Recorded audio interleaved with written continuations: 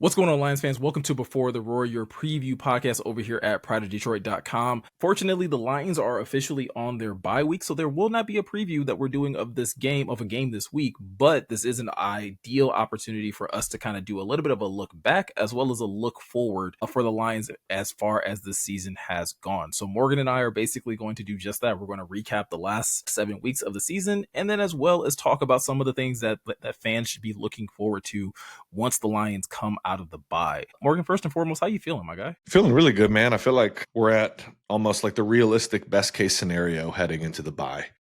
So that makes me happy. You know what I mean? Like we're sitting in a pretty good spot. Go ahead. Yeah, I think so. I think if you were to ask anybody before the season had started, when the schedule was first released, like if I told you that the Lions were going to go into the bye 5-2, I think everybody would have been jumping up and down because I think a lot of people would have even assumed like, okay, you probably dropped a game to Baltimore, you might have dropped a game to Kansas City, but you won all the other ones. And you actually were able to pick up a pretty significant win at the time against Baltimore, who still had Lamar Jackson and still had Derrick Henry and all of their, pieces offensively. They were missing some pieces defensively, but still it was a pretty big win at that time.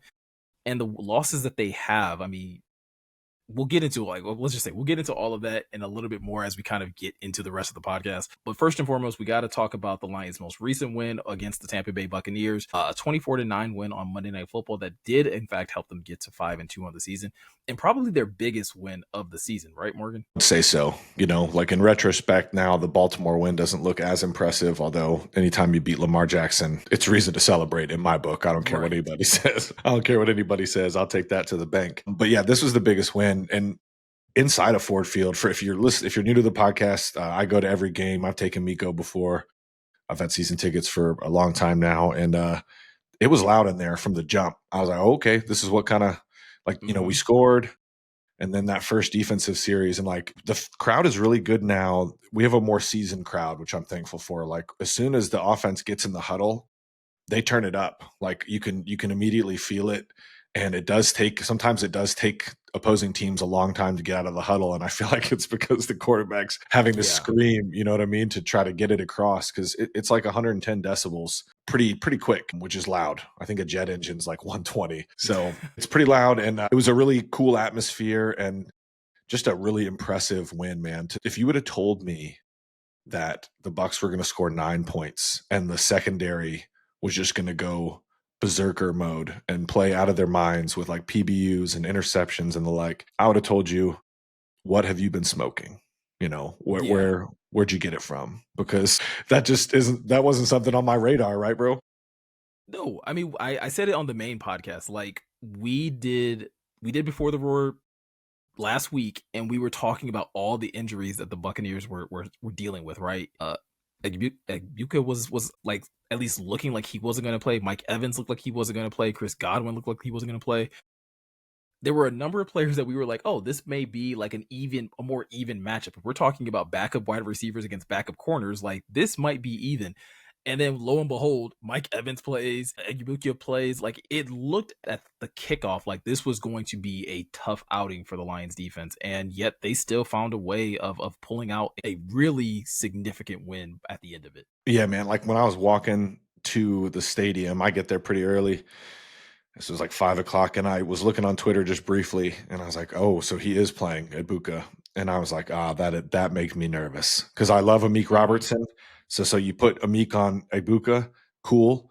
But then you got, Rock Ya-Sin or whoever at the moment against Mike Evans or whoever they roll out there. And it's just a lot with the safeties that, we knew it was going to be Harper, and then it ended up being Lauren Strickland. But I go back to what Shep said during his media availability. I think it was last week, but it was talking about putting Rock at safety potentially. And Shep, I'm paraphrasing here, was like, man, Rock Ya-Sin is playing really good at outside corner right now. And frankly, it would be a little bit disrespectful to the guys who have been working their tails off at safety when they get their reps. So, and I was like, dang. So the fact that, and he was passionate when he said that stuff. So yeah, it was cool to see them just play within the confines of the defense. I thought Shep came up with a pretty unique plan. Like I'm just getting into the film, but he mixed up pre-snap looks a lot. Yeah.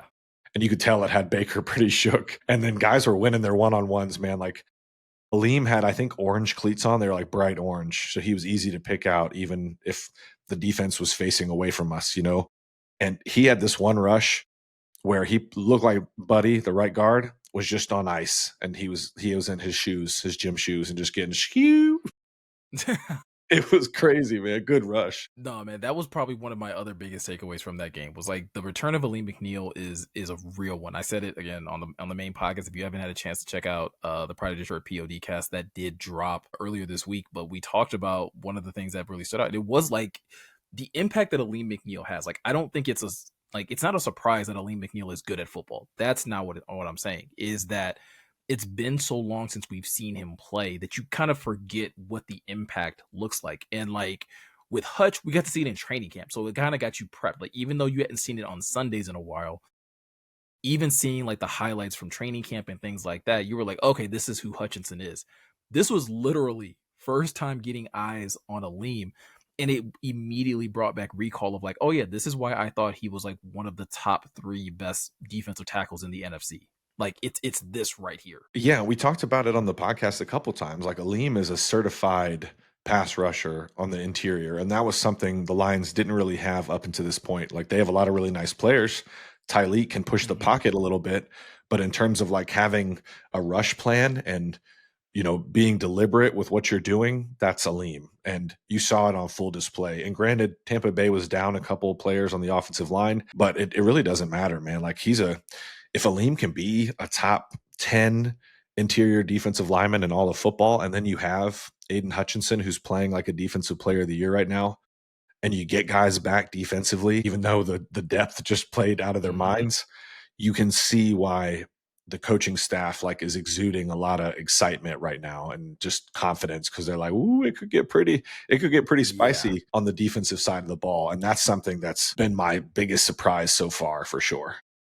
No, absolutely. And so we're going to get into a whole lot more of the things in regards to like how the defense is playing, how the offenses is playing throughout the rest of this podcast. But before we jump into those things, if you are listening to this specifically, if you're listening to the podcast, or if you're watching this over on YouTube, which is again, youtube.com/Pride of Detroit, go ahead and drop in the comment section what has been your biggest surprise in the first half of the season. Like what has really caught you off guard about this team? It could be something good, it could be something negative. Maybe there's something negative that you didn't think that the Lions would struggle with that they have been. Let us know in the comment section below, and give us a feel of where you guys are with the team at this point in the season. But Morgan, let's kind of kick things off with looking at both the offense and defense of the team so far, and let's start it off here. If you had to describe the first half of the season for the Lions with a word or a phrase, like what is it that how would you describe the season to this point?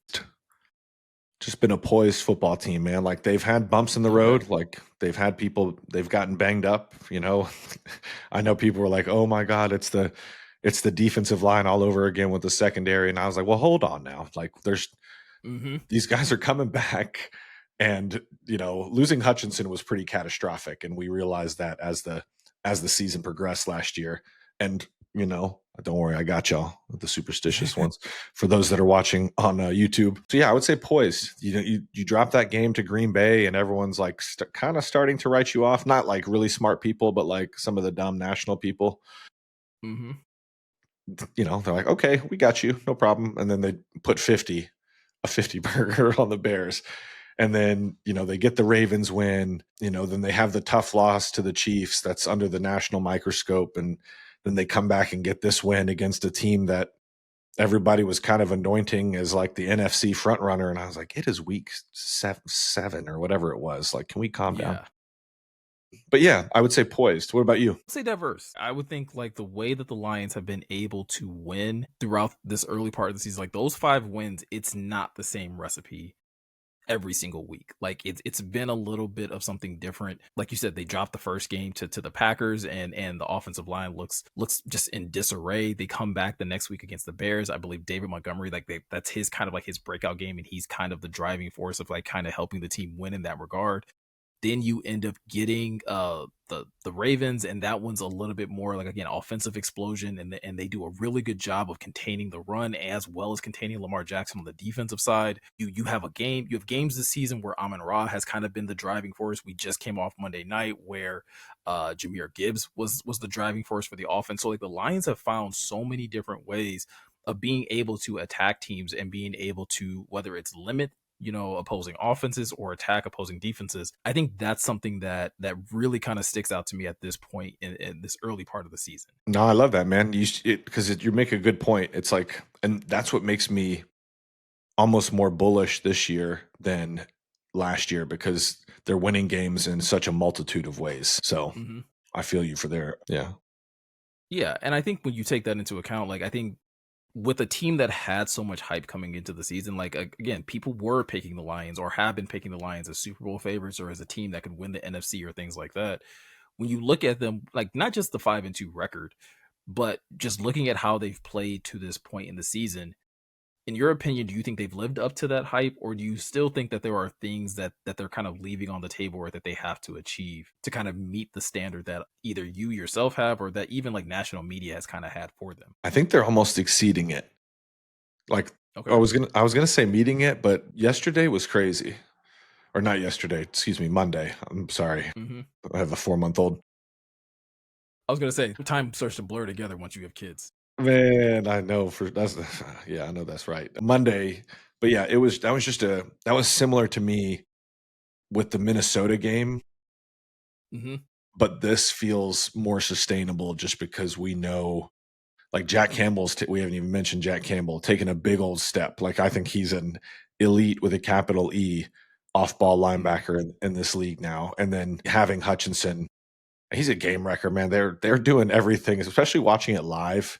You see, like there was a lot of reps where I just honed in on Hutchinson, and you see what, like I'm like, oh my god, he's getting a lot of attention. Chips, they got the splits really wide just so he has a longer path to get to the quarterback. They do it all, and it doesn't matter. He even got Wirfs one time, pretty bad, Bro, the spin move on Wirfs was nasty. Was filthy. absolutely ridiculous. Yeah, bro, that was crazy because Wirfs doesn't get got. If you know ball, you know Mm-hmm. that man is generational, first team All Pro, both right and left tackle. Like that's crazy. So yeah, I think they're exceeding it a bit for me. But what about you? I think they're meeting expectations, and I think they are exceeding in some regards. Like I think the defense for sure is like exceeding a lot of expectations, but I do think like on the offense, they're lagging behind a little bit, and a lot of that probably has to do with like the offensive line still gelling. So if I had to like average that out, like they're meeting expectations. Like you're 5-2, you're finding ways to win. The Green Bay loss is probably the most disappointing one. The Kansas City loss is like one that you're kind of like, all right, fine. Like you kind of just didn't really look like you showed up to like with the best game plan, but it doesn't look like looking back on that loss, it wasn't so bad where it's like, oh, this team just can't beat teams like Kansas City. It's like, no, like whatever the game plan was for this week, and ideally if you have like a healthy secondary out there, like it's probably different. And so that's where like I said, if I average everything out, they're about meeting expectations for me this at this point in the year. And then kind of switching gears a bit, like with them, like again, you think that they're exceeding, I think they're meeting. What do you think is different though about this team? Like I think you did kind of say it earlier, like in regards to like the way that they're winning differently. But is there anything else that kind of stands out to you in terms of this team of like whether it's like compared to last year or any other like team under Dan in his tenure here? Man, I would go like they've always been a resilient team, but Mm-hmm. they've like I feel like they've taken another step in like maturity. You know what I mean? Like for the most Yeah. part. I know that sounds counterintuitive because the BB thing, but that was a special circumstance. And I'm of the belief that Juju Smith Schuster had that a coming, in my opinion. Yeah. Listen, if you listen to Zaire Franklin, he did in fact have that coming. So He said depending that on who you ask. yeah, he said he was doing the Lord's work, bro. That is hilarious. But I would say they've had a tick up in like maturity and resiliency.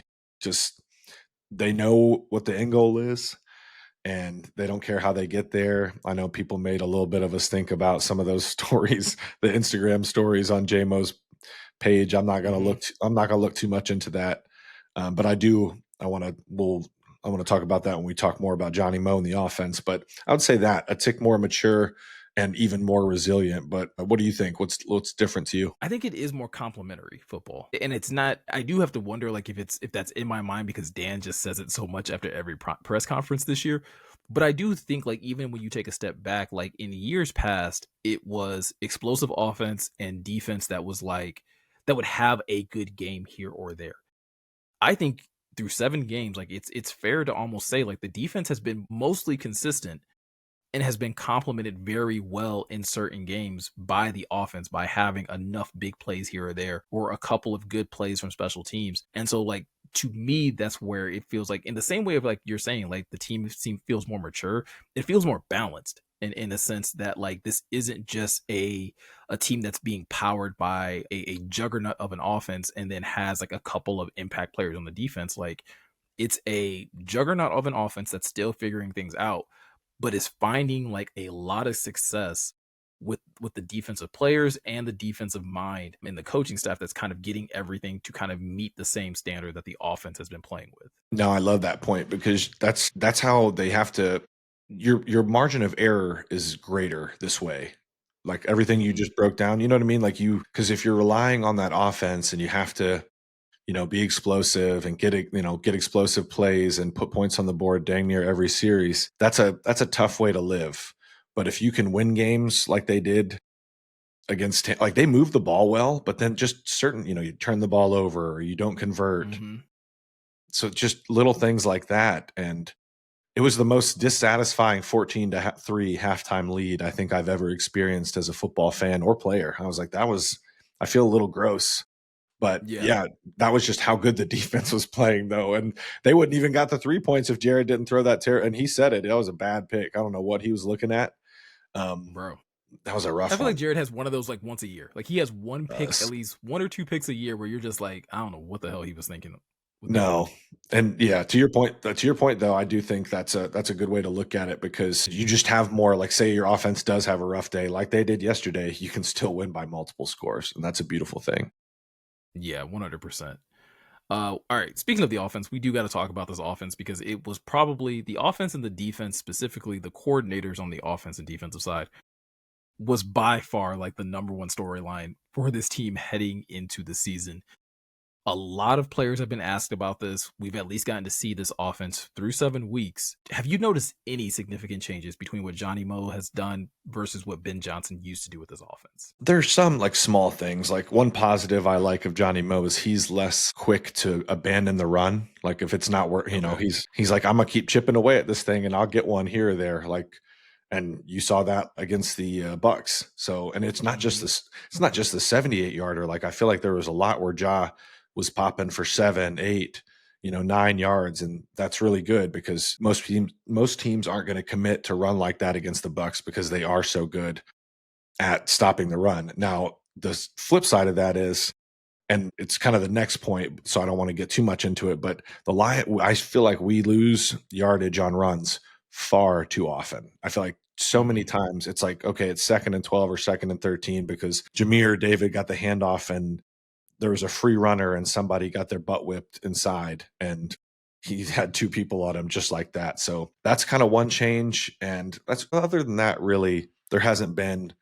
I feel like the staples are still there. What do you think, though? Yeah, I mean, I think the only like significant change that I've noticed, and maybe this isn't a negative, and again, it probably still goes into what the next question is going to be as well. But it's like maybe like not as many explosive plays, not as many like shots down the field, not just to JMO, but like even to Sam Laporta or things like that. Like it does feel like this team, for whatever reason, has been operating much more in the short to mid range game, a lot in the passing attack. But at the same time, like it's been working.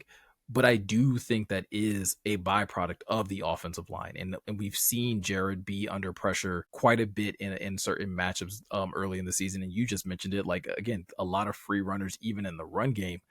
What do you make of the offensive line's performance at this point in the season? They have periods where they're dominant, like on the big run. Tate and Panay had a crazy double team and like it was nasty. And there was a big old running lane. And that's kind of the flip side, though. Like there's too many instances where, and it was Decker a couple times against Yaya Diaby in the Bucks game. But, Mahogany has rough reps there, Tate does, and when you have a rough rep against as an interior offensive lineman, it's a quick path to the quarterback. So a lot of the times, like watching it live, I'm like, okay, the Bucks are in a single high look again. Let's see if we Mhm. can push the ball down the field maybe one time. And I feel like Jared didn't really have the time because there was certain reps where it was blocked well and he had plenty of time to sit in the pocket and find the open receiver. But some of those times, man, someone's getting beat bad, or the one I was really happy with him for not fumbling because he got smashed off the edge that one sack. I was happy that Yeah. he didn't. I'm thankful that ball didn't come out. But that's kind of how I'd grade him like a B minus because there's been periods of dominance, but then there's still too many like pretty like bad lapses. And sometimes it's MAs too, like the Packers game, which like you said, Meko, first game, they're on the road in a tough environment. But yeah, I'm right about it like a B minus. What would you give them? I'd probably give them about the same thing. I think you point to like you look at the run game, they're doing fine, right? Like the run game is still averaging 4.5 yards per carry. They've gone over 100 yards rushing in just about every game except for two. That's week 1 against the Packers and then the loss to Kansas City, which again was just barely under 100. They had 98 yards rushing. Still not really good enough, and I think that's more so they had to abandon the run than anything. But yeah, I think where we've seen the offensive line struggle the most, and I think where people have the most issue is with the pass protection. Jared Goff has been sacked 13 times in 7 games. Like that's a Too much. lot, man. Yeah, way Yeah. too much at this point. Again, this point early in the season. I mean, he was sacked 31 times total last year, right? So you're talking about almost being like half that number with still over 10 games or about 10 games left to play in the seasons. It's something that the Lions are going to definitely have to shore up in terms of being able to keep him upright so that this offense can be able to perform well, right? Specifically the passing attack. But again, like the offensive line gelling and first of all being healthy, right? Because obviously Taylor Decker missed a few games there, and I think that definitely threw things off quite a bit in terms of chemistry. Like they got to be able to gel just to be able to get the run game together, which is a good transition to the next question, which is like, how do you feel like Johnny Mo's been doing in terms of like just the whole Gibbs Monty duo, as in terms of splitting carries, in terms of usage. I know that's something that fans have kind of, again, been somewhat vocal about, but it's going to be kind of weird coming after this most recent game where Gibbs pops off and it's like, is Johnny Morton using them correctly, or do you think there is still some tinkering that he could probably do in terms of, their usage with Sonic and Knuckles? The cop out answer would be, depending on the matchup and the situation, but I think it's fine for now because I love David Montgomery. He's a terrific player. And I remember my friend Sweta was sitting next to me and she was like, it was earlier in the season. She was like, why is David not playing? Where's Montgomery? Where's Montgomery? I was like, Hmm. listen, Jameer's kind of becoming one of those players that he's tough to take off the field at the end of the day, just because he's that special with the ball in his hands. He's gotten much better as a pass protector. Although him and David both had some tough reps Yeah. against the Bucks, man. But that's going to happen, But they've, for the most part, they've been better. So there'll be times when David gets more touches and Jameer gets less, but it's just I do want Johnny Mo to continue, and I think Dan's really good at this because he knows he wants him full go for like December and January. But I don't want like he had 20 touches against the Bucks. I think that's fine. I don't think you want to do that Hmm. every week, in my opinion, not until you really, really need it. But yeah, I do think they're going to continue to manage that just because they want to be smart about his usage. How do you feel about the Sonic and Knuckles situation? Yeah, I again, like you said, I think the cop out answer is it's going to be determined by matchup. But at the same time, like it does feel very much like the Lions, or at least John Morton, has been very much keen on making sure that Gibbs is the driving force, that he's the one that's out there starting the game. He's the one that he's trying to get touches early on. And I think the Lions' strategy has always been, and I could be wrong, but I feel like their strategy has probably been for most of the early parts of the season to hopefully get out to big leads, like to let Ja do a lot of the damage in both the run passing game. And then once you get into like late third quarter and fourth quarter, to kind of like allow that to be the time that you're able to fully unleash David Montgomery. And unfortunately, like the offense just hasn't had that type of success so far this season. So I don't think they've been able to really deploy that strategy.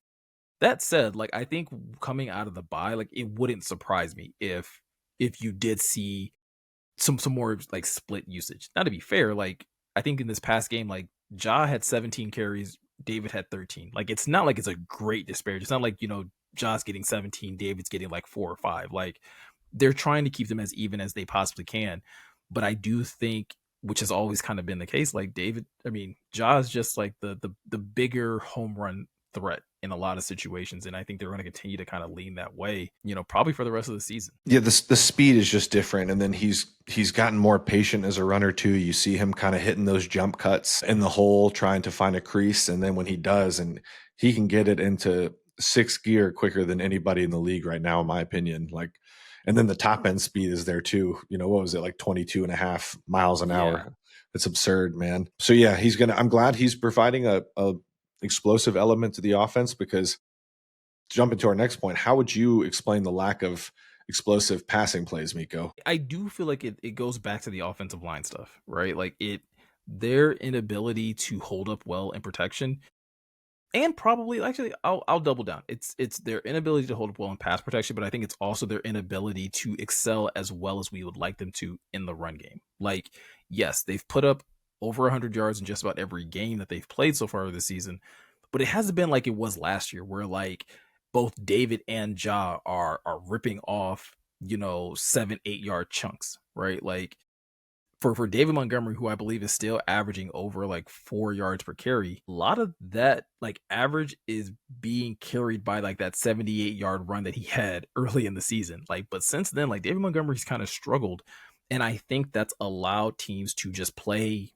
these high shells, keep it, keep the box light and things like that, and that's taken away a lot of explosive opportunities. But I don't know. What do you think? Yeah, that's kind of how I look. It ties into all these negative plays on early downs. I really do. I wish I had the numbers in front of me, but off the top, and we all watch these games like this, Mm-hmm. and I'm sure y'all agree with me. It's just way too many negative plays on first and second down, resulting in, that's why the Lions, I saw they were 0 for 20 on 3rd and 10 and longer. That's because they Yeah. get into these situations, dude. Like it's 3rd and 17. I'm like, I don't know how many 3rd and 17s I've seen this year for such a great football team that most people have either one or Yeah. two in their power rankings. I swear, like there was that series where it was like it was 3rd and 17, then they got it back like to 3rd and 8, and then they lost. It was a false start, and then they lost yards, and it was back to 3rd and 17.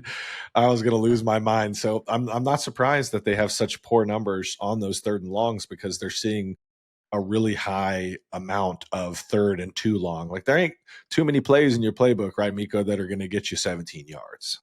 No, even with the playmakers that you have, because again, a lot of teams are good at tackling in space, and you still need to be able to get into a manageable down and distance in a lot of those opportunities. So with that said, let's switch it to something a little bit more positive. If you had to name an MVP through the first 7 weeks of the season, like who do you think has kind of established himself as probably the most valuable player on this offense to date? I gotta go with Amon Ra. I want to pick Panay. You guys see the hat for those watching on the screen again, but on YouTube, excuse me, the screen. But yeah, I would say Amon Ra. What does he have? 7 touchdowns now, Yeah. through 7 games. He's just such a focal point. Him and Goff have such rapport. And yeah, I would. He's just been surgical, and I didn't think he could really step it up another level, but I think he has since 20. And he was a first team All Pro last year, so that should say something. He's like the Kobe Bryant of this NFL era. He's going to get his no matter Yeah. what. I wouldn't even say he had a great game against the Bucks, but what he finished with, it was like 6 for like 80 something in a score. Yeah, So 6 for like 84 or something like that. Yeah, and a score. So like I'm right there with you. Like that, I think it's a no-brainer at this point. I think he's been by far um the straw that's been stirring the drink for them on the offensive end. 538 yards, 7 touchdowns, like you mentioned, off of 50 receptions, right? I think the other thing that's crazy, 31 first downs. Saint. Like like the that's a lot. next most is Sam Laporta with 16. Like literally almost double the amount of production when it comes down to being able to move the sticks. And yeah, that says a lot. Also, probably worth pointing out, that's receiving, right? When we talk about rushing, that goes to Ja, because Ja has 34 altogether. That's rushing and receiving though. That's crazy. Gosh, man. Yeah, that's explosive. That's why it's tough to take him off the field. Yeah, for sure. Now, one thing that hasn't been tough to do is to give Kelvin Sheppard a lot of praise, because I think what he's been doing with the defensive side of the football has just been crazy, right? I think we all felt good. I know you and I definitely felt really good about the Lions moving to Kelvin Sheppard from Aaron Glenn, but has there been a difference? Like, and if there has, like, what has been the biggest difference between Shep and AG that you've kind of noticed in how they go about coaching the defense? I think Shep is a little more multifaceted in his approach. Like he's not Mm, tied to like it kind of no matter what. Aaron Glenn was like, we're gonna play a lot of man and we're gonna blitz a lot. And part of me thinks like that's just AG being a bit older, and being stuck in one way. Not stuck, he did other things too. When I talk about this, but for Shep, it seems like more like week to week. He's like, what's the best game plan I can put together to help my team be successful? And you just see it like the Bucks is a prime example, man. The Ravens was a prime example. How yeah. he game planned against Lamar. There's just, yeah, I don't, it's crazy because I saw Mina Kimes and like, I think Chris Long tweeted something too. I hope we get at least 2 years with this man. Like, I hope as good as this defense is Yeah. playing, I could see some disgusting franchise out there being like, we're going to hire Kelvin Sheppard. He's like, I think he might be my age. I think he might be like 35. I have to look it up, but yeah, man, I'm a little concerned about that with just how well they're playing.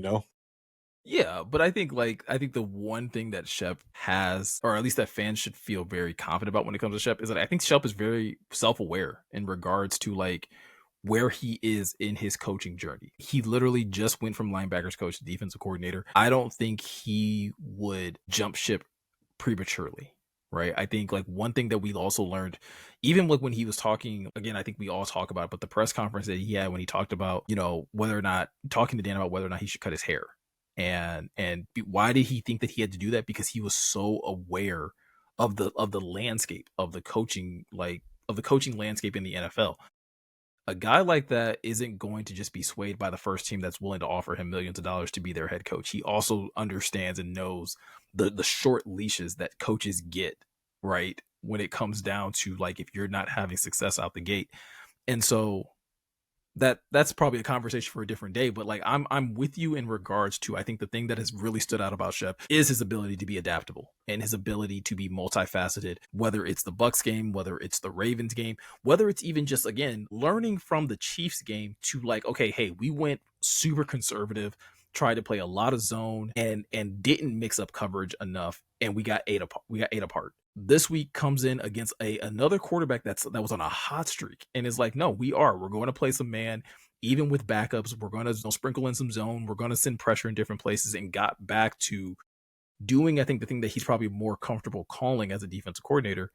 And it had great levels of success. Yeah, and you could tell too the Bucks were like, "Oh, we're going to try to do some of what the Chiefs did." Like they were doing a lot of that quick stuff where Baker was just, taking the snap, pivoting and getting it out like on the perimeter with like some like bubble screens, and the Lions were all over it. Like the first 3 or 4 times they did it, I was like, "Man, they had this sniffed out." So that was encouraging to see, and I think kind of set the tone for the rest of the night. Yeah, 100%. Speaking of this, of again, like his ability to be adaptable and kind of just again understand and make adjustments to this defense, what do you think has been the group that you've seen kind of like take off the most under Shepard? Do you think just has really taken it a step higher than they were the previous season? I'm gonna go linebacker just because Jack Campbell, man, like there's improvement all over, but Jack Campbell has gone like from okay, he's a really good young linebacker to this guy's a difference maker, like sideline to sideline. That man, he killed me when he hit the seatbelt celebration. And After getting the PBU and just yes, and I was like, oh, he's feeling himself because I was sitting there. I told my boy, I was like, Jack Campbell is feeling good. So that yeah. was, and even Derek Barnes, like you see why Shep wanted to keep Derek Barnes, man. Like it makes you really flexible. Like the fact that they can stay in base, Mm-hmm.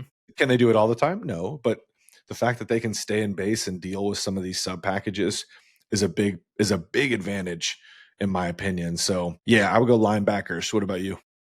I'm gonna go D line, but I think linebackers and D line are I think very close in terms of just like being that much more improved from the season ago. And I think one of the things that they both have in common is that they got key pieces back, right? Like the defensive line got Aiden Hutchinson back, even in the early parts of the season, getting Marcus Davenport back. But I think now that they got Aleem back, like we're really going to see like how different this defensive line is. I also want to take this moment to talk about Tyleik Williams and like how great he's been playing in the first 7 weeks of the season. Not like crazy eye-popping numbers by any means, but productive and making life easier where again, you're not a limiting factor on the defensive line. Like teams don't feel like they can just attack you and get away with it. Like they have to take account for Tyleik just as well. And now that you're going to be having Aleem in the mix, I think Ryan brought this up yesterday or the other day on the POD cast, but like Roy Lopez is somebody that should be like in a greater rotation with his defensive line, but because they have so much like depth and versatility on the defensive line, like Roy Lopez is like almost like fourth string by how they use him, just because some of those other defensive line players are playing so well. So I think those two groups for sure, linebacker, D line, have taken it a step so much higher than where they were a season ago. Yeah, and I know people are like, "Oh my gosh, the Lions need a second edge rusher." You're getting a lot of production from Al-Qadim Muhammad, but if the Lions right now, man, like that's what I love that you brought that up, Meko, with Aleem, because if Aleem is back now and he really looked good, so if that's what we're getting on mostly weekly basis, that's an elite defensive line, folks. It doesn't matter. Like the rest of the pieces are good. There's ones that fit. Tyleik we mentioned, DJ Reader's amazing, still playing really, really well. But if you have a top 10 interior defensive lineman and a top 2 to 3 edge, depending on who you talk to on the same defensive line, that's an elite offensive line, folks. I don't care what anybody says. And then you have the linebackers where you have depth there too. Like if Zach Cunningham and Malcolm Rodriguez, but Anzalone's still playing really well. So yeah, I think it's an elite front seven, and it's potentially 2 units that could carry this team while the offense gets its stuff all the way together. I mean, to me, it sounds like you might even be saying that this is an elite defense, like altogether, right? Sure. Like, and I think that's crazy to say. I think it sounds crazy to say, or it would have been crazy to say early in the season with all the injuries and even with the injuries that the Lions have now. But like, you talk about having a defensive line that has like two true stars on it, like impact players in Aiden Hutchinson, now getting Aleem McNeil back. I'll even throw DJ Reader in there because again, like you're going to be hard pressed to find a better nose tackle in the NFL that can play on first and second down better than DJ Reader. And then you do, like you said, you go up to that linebacker level. You have Jack Campbell that's playing at an elite level, and Alex Anzalone continues to play at a really, really high level, continues to be one of the better coverage linebackers. And then you're getting a lot of like impact plays from Derek Barnes at that Sam linebacker role. And obviously we didn't get to see it in this past game, but that secondary still, like all of those guys in that secondary are coming back. Brian Branch was only out because of a suspension. Kirby Joseph is going to get some much needed rest. DJ Reed, Terrion Arnold are going to be back. And then the player that I want to kind of talk about, because I think he's a player that is probably the biggest standout on the defense and probably doesn't get talked about enough, is Amik Robertson. Like, Oh, yeah. Amik is such a difference maker. And I said it on the main POD cast about in regards to, we talk about Brian Branch, or we used to talk about Brian Branch a lot as that chess piece that like BB allows you to do so much with this secondary. I think we have to start talking about Amik in the same light. Like his ability to flex from the inside to the outside playing corner really allows this defense to just adjust regardless of what is happening, whether it's somebody that's not playing well, whether it's due to injury. Like he brings so much versatility and the level of play doesn't dip no matter where you put him on the field. Man, I've been having a difficult conversation in my head, and I love Amik Robertson. I hope that he can stay in Detroit. But I'm gonna be honest, man. If he puts a full year of this on tape, his price is going to go way up. So something to keep in mind. And I'm at the point, Meko, where I'm like, how can you take? I don't know if you can take Amik off the field for long portions of time. And I really love Terrion Arnold. Still, I have a lot of belief in Terrion Arnold. Sure. But like when he does come back, like I don't want Amik only playing 30% of the snaps, 35% of the snaps. Like he's so ball aware. Like the punch out's Mm-hmm. perfect. He might be one of the best in the league at doing that. So I don't think I don't know. Shea Townsend's going to have a long discussion with Kelvin Sheppard. Because I don't know. What do you think about that? I'm not sure that you can take him off the field for 70% of the snaps. I think again, if we're talking about him being like a really good chess piece for you, it needs to be more matchup based and not so much like stringent, like, hey, this is CB1, this is CB2 type of situations. It needs to be very much matchup based. You talk about coming out of the bye and you have the Vikings. Let's say Terrion Arnold is ready to go. Let's say Terrion Arnold and DJ Reed were both ready to go coming out against the Vikings. It's not likely, but let's just hypothetically speaking, they were. I would still rather play Amik on the outside and match up Amik everywhere that Justin Jefferson goes, right? Just because like that's just the better matchup. And that doesn't mean that it would be that every single week. Maybe you go into a different week and Terrion is the better matchup against a Cowboys team that maybe has George Pickens. You're like, you know, we're gonna put TA over there, and we feel like that's gonna work out really well. Not that I'm saying that probably would. I probably would still put Amik over there. Yeah. But like I think that's how you should approach, to your point, if you're having any questions about Terrion Arnold and his ability to play on the outside, like this is a team in Dan Campbell that they have been notorious for taking their young players and thrusting them into the spotlight. There's nothing wrong with reeling that back a little bit, not because TA isn't necessarily playing to the standard that you think he is, but mainly because Amik is playing at such a high level and you want to get Amik more opportunities to be on the field. There's nothing wrong with that in my eyes. And I do think that would require a tough conversation with Terrion.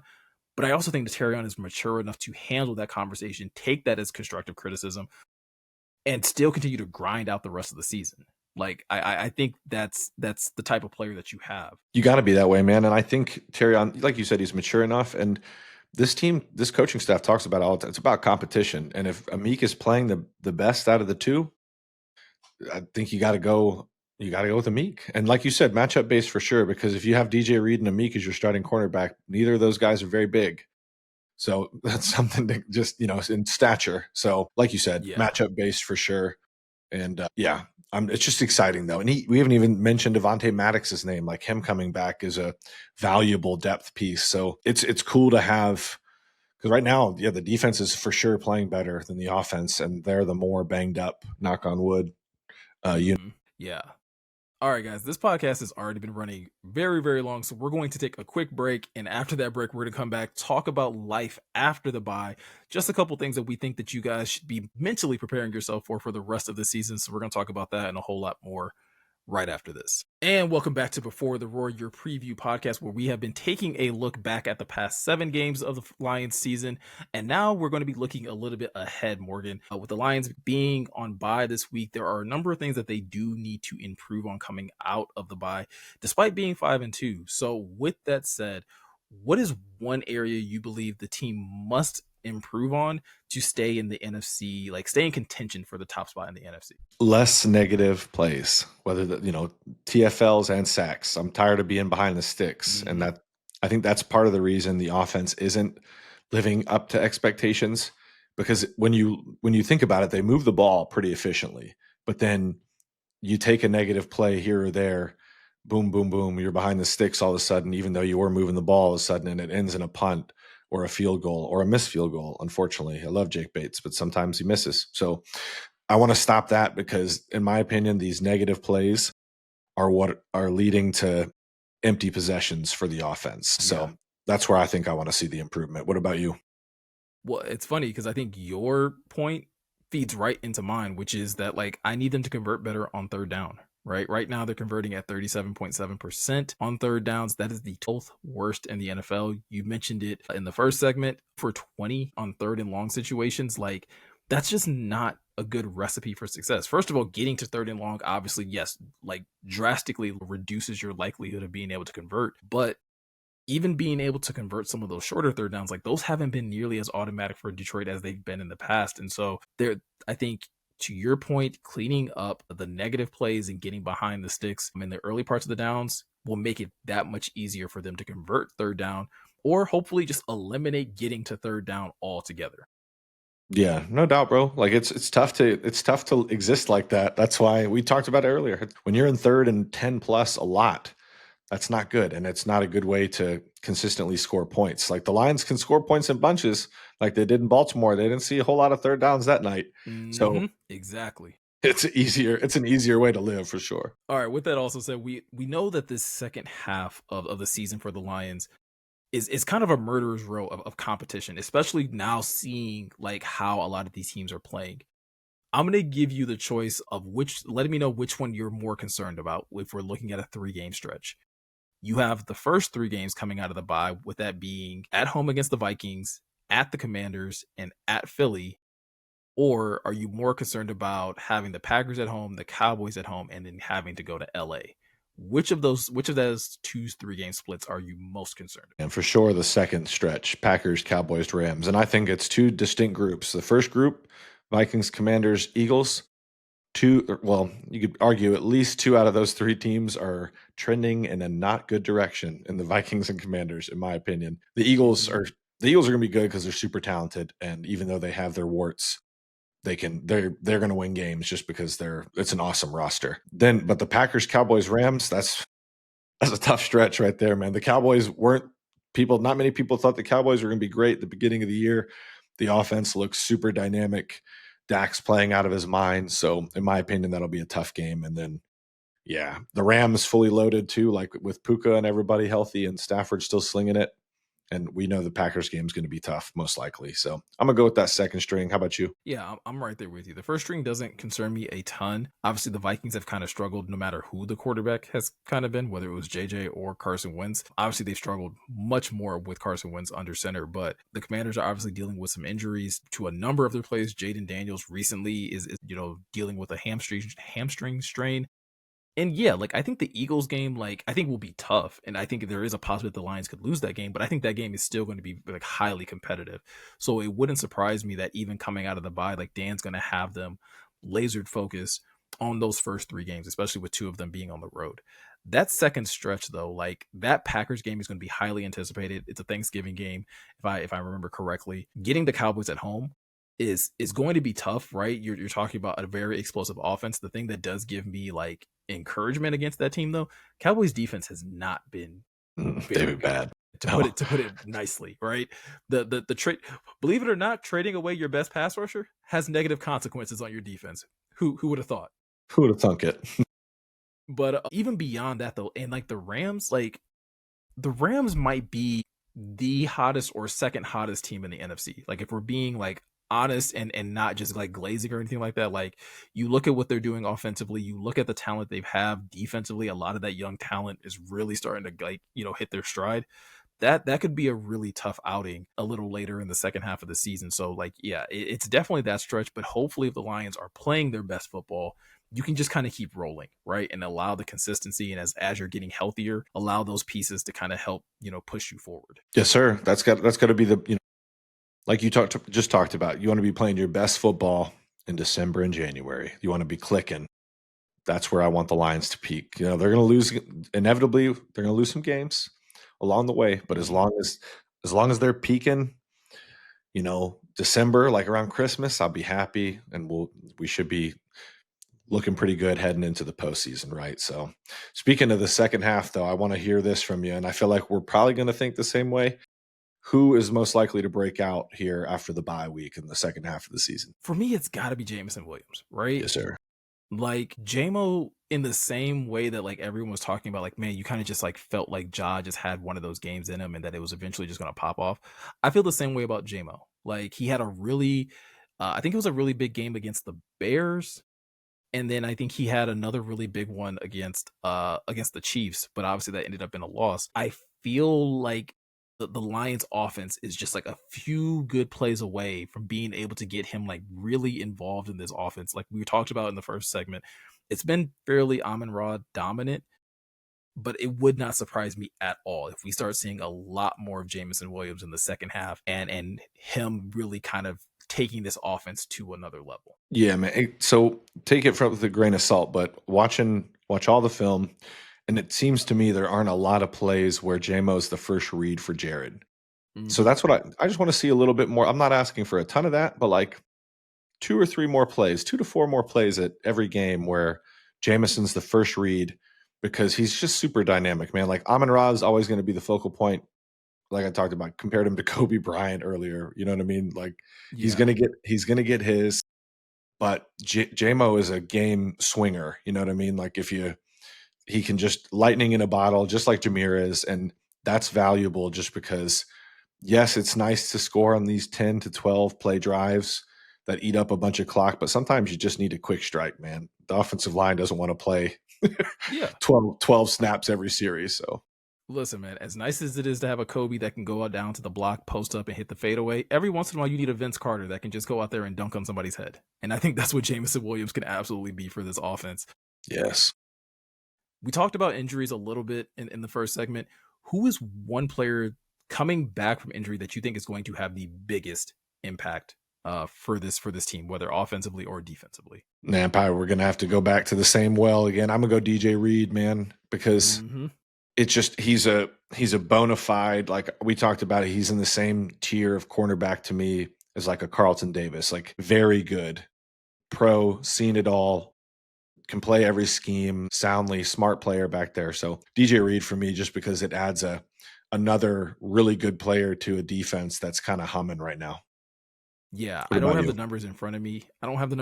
But I feel like DJ Reed was barely being targeted when he was out there healthy. Like that's how good he was at being able to just erase the side of the field or the player that he was guarding. So yeah, I'm right there with you. I will say I was very close to putting Marcus Davenport just because of how well I think this defensive line has been playing, and I think adding Davenport back into the mix could have like great ramifications for both Hutch, Aleem. Like it could get really scary having another like very good pass rusher there. I was about to say top tier, but very good pass rusher opposite Aiden. For sure. I mean, just another rotation player beside like with Muhammad and everybody else you got over there. So yeah, it's already a scary unit. Could get scarier, and you could limit Davenport's reps. I know there's gonna be people in the comments, excuse me, that are gonna be like, "Oh, he's not gonna be healthy." All right, we hear you. And I think the same way we talked about though, like with Amik maybe cutting into TA's snaps, like I think there's enough grounds to have to talk about Al-Qadim Muhammad cutting into Marcus Davenport's. For sure. Yeah. Like AQ's been really good for them in the interim. So there's no reason to feel like if you get or when you get Marcus Davenport back that you just have to give him all of those reps back. Like split those so that you can kind of keep both of them fresh and performing at a really high level. Yep, that's how I feel, man. I think you just you want to keep everybody. It ties into our point about playing their best when it really matters later in the season. All the games matter, but you guys know what I mean. So, how the season has started, Meko, we're kind of wrapping up close to the end here. Which goal do you feel most confident about the Lions will achieve the end of the season? So, either the three-peat for the NFC North, win the NFC, or win the whole thing. Man, I would love to say like win the whole thing or at least make the Super Bowl. I would love to say that. I still feel like the three-peat is very much in reach, right? I think the Packers have like a game or half a game. I don't know how the tie works. It kind of screws me up with the math. But let's just say they have a game up on the Lions, right? They have one less loss in the column. I think the Lions can get that back, right? When they play Green Bay later this year, and then that can kind of put them neck and neck. And I feel like if it has to come down to like who has the better NFC record, I think the Lions have a better chance of matching up with a lot of these teams. Like both teams still have to play the Eagles. The Packers already lost to the Cowboys. So like there's enough there where I think the Lions could definitely secure the three-peat. And knowing Dan, like not that it's like a high mark, right? Like Dan always says like, oh, it's playing our best football going into the postseason. You want a three-peat. You want to win the NFC North again to just be able to flex that dominance on the rest of the division. 100%. I would love a three-peat, t-shirt, hat kind of deal for sure. But yeah, I'm gonna go. Excuse me. I'm gonna go the NFC, man, just because I think right now, removing my bias, we talked about it. If the defense can continue to build on what they're doing now, and the offense figures it out, because we know how good this Mm-hmm. offense is. I don't care what anybody says. We know how good it is. And they start playing closer to their potential on a more consistent basis. This is the most complete team in the NFC. The AFC's got some different dragons over there. We know how good the Chiefs are. The Bills, I still Mm-hmm. think will figure it out. We can talk about that. But yeah, I do think at their, things can happen. Obviously, it's a long season, but I do think their expectation should be to make it to the Super Bowl. See what happens Yeah. from there. I think winning the NFC would be huge. Obviously, for this franchise to be able to get to the Super Bowl and things of that nature. It is going to be tough. Like, if you tell me that the Lions, put it this way, if you can tell me who the Lions are playing in the NFC Championship, is probably going to determine like how confident I feel about them getting there. Just because I think of the teams that we talked about, I would feel good about the Lions taking on currently, like based on where everyone is at right now. I would feel good about the Lions' chances taking on anyone. The Rams would be the only team that I would probably have a little bit of hesitancy to. And it's really, Morgan, it has nothing to do with like it. I mean, yes, the Rams are playing well. I said that earlier. It just has to do with the fact that you've seen them so many times in the last few years. It's like it's getting to that point where the same way we talk about division rivals, like you play them so much, you know them so well. Is there anything that you can possibly do to kind of get a leg up? That's a good point. Like it's almost like the Bucks at this point. Like they played them so much over the last like 2 or 3 years, and we know how good McVay is. So yeah, the Rams are scary because they can pressure the quarterback without like Verse is playing out of his mind. So yeah, they're a team that can give anybody problems. So I'm not going to argue you there. And yeah, it's a scary team. If they're same thing with the Lions, like if they're healthy when it matters, man, towards the end of the season, like if they're relatively healthy, knock on wood for everybody, then that's Mm-hmm. going to be it's going to be you could make an argument them and the Packers are the 3 most complete teams in the NFC. For sure. Absolutely. All right. Last question to be able to wrap up this podcast. Because again, this has gone way longer than I thought it would when we initially started to do this. One bold prediction for the second half, like something that you just like you're willing to plant a flag on right now. I'm gonna go Jahmyr Gibbs wins NFC Offensive Player of the Year. Yeah, I think That would be huge. that's where I'm gonna go, man. I think like the way Dan's talking about him, how he's like, we've been seeing this for a little bit. We've been waiting for Jahmyr to pop, and he was like, I think it's only gonna go up from here. I'm like, son, up. He had 218 yards from scrimmage, and what do you mean? So I don't know, man. If I'm gonna be bold though, I think I got to go bold with a capital B. But what do you think? What's your bold prediction?